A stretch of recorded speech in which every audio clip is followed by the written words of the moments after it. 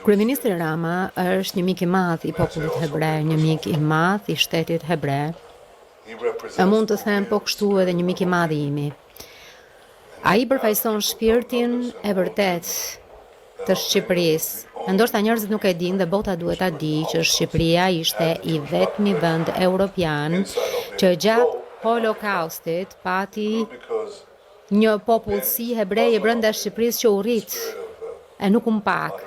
U rrit sepse shqiptarët, muslimanët shqiptar në frymën e moderimit, në frymën e tolerancës, në frymën e dinjitetit njerëzor, mbrojtën një qindra hebrej që jetonin aso kohë në Shqipëri e po kështu mikpritën shumë të tjerë.